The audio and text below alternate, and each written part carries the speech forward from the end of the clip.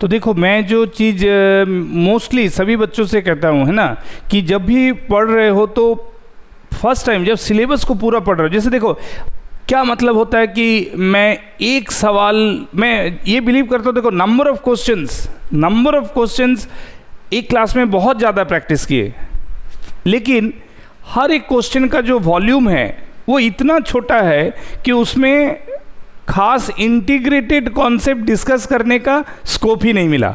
तो फिर फ़ायदा क्या हुआ? मेरे को बहुत ज़्यादा नंबर ऑफ क्वेश्चन करके मेरे को तो एक सिचुएशन से दूसरे सिचुएशन को लिंक कैसे करते हैं, है ना, जैसे मेन ब्रांच, मैंने मान लो ये डायग्राम में मैं सिर्फ अगर पूछ देता कि इक्विवेलेंट रेजिस्टेंस बताओ और मेन करंट बताओ तो बात आसान हो जाता।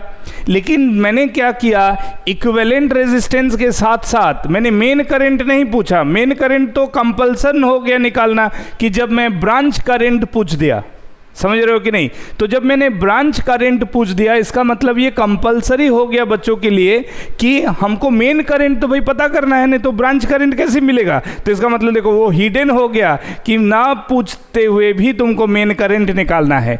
दूसरा क्या है कि जब मैं ब्रांच करंट निकाल रहा हूँ तो मेन करंट को फिर ब्रांच में कैसे स्प्लिट करते हैं, वो फॉर्मूला, उसका कॉन्सेप्ट भी तुमको एक सवाल में, यानी कि देखने के लिए ये एक सवाल है, देखने के लिए ये एक सवाल है, लेकिन ये 10 सवाल के बराबर है।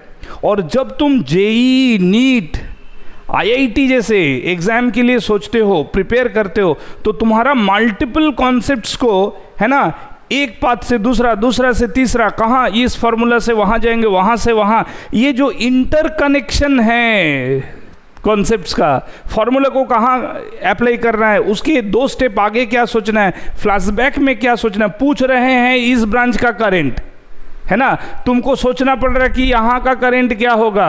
अगर तुम इस ब्रांच का करंट नहीं जानते हो तो तुम ब्रांच करंट नहीं निकाल सकते हो। तो सोचो, मैंने यहाँ इस ब्रांच का करंट पूछ के तुमको यहाँ तक आर्गुमेंट करने के लिए मजबूर कर दिया।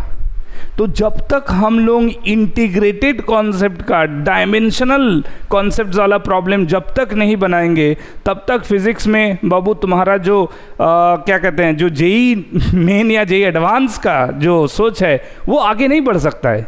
इसीलिए मैं बार बार कहता हूँ कि इंटीग्रेटेड प्रॉब्लम्स ज़्यादा बनाना चाहिए। बेसिक सवाल पहले बनाओ, चैप्टर को पढ़ने के बाद बेसिक सवाल पहले बनाओ, ताकि हर फॉर्मूला का एप्लीकेशन, हर कॉन्सेप्ट का बात समझ में आए। लेकिन अगर तुम जो फेज़ 1 में जो सवाल कर रहे हो, मतलब तुम 40 सवाल बना रहे हो, 50 सवाल बना रहे हो, सभी एक ही लेंथ का, तो फिर तुम्हारा काम बेकार हो गया, मेहनत बेकार हो गया, है ना। तो उसको नंबर जैसे जैसे आगे बढ़ेगा ना, सीरियल नंबर, वैसे वैसे उसका क्या एप्लीकेशन, कॉम्प्लेक्शंस, मल्टीपल कॉम्प्लेक्स, जो how to relate one concept with the other, ये एक सवाल में जितना तुम उसका वॉल्यूमेट्रिक आर्गूमेंट बढ़ा पाओगे, तुम्हारा सोचने का जो एनालिटिकल स्किल है, रीजनिंग जो है, आर्गूमेंट है, वो बढ़ेगा, और तभी जाके तुम फिजिक्स में आगे बढ़ोगे, है ना। मेरा यह बात को एकदम अच्छा से दिमाग में लगाओ और सोचो, और इसी तरीके से मल्टीपल क्वेश्चंस वाला, है ना, इंटीग्रेटेड कॉन्सेप्ट वाला क्वेश्चन को प्रैक्टिस करो, और खुद उसके बाद देखना अपना कॉन्फिडेंस किस लेवल में एकदम जंपिंग आगे बढ़ेगा है ना। तो चलो, ओके।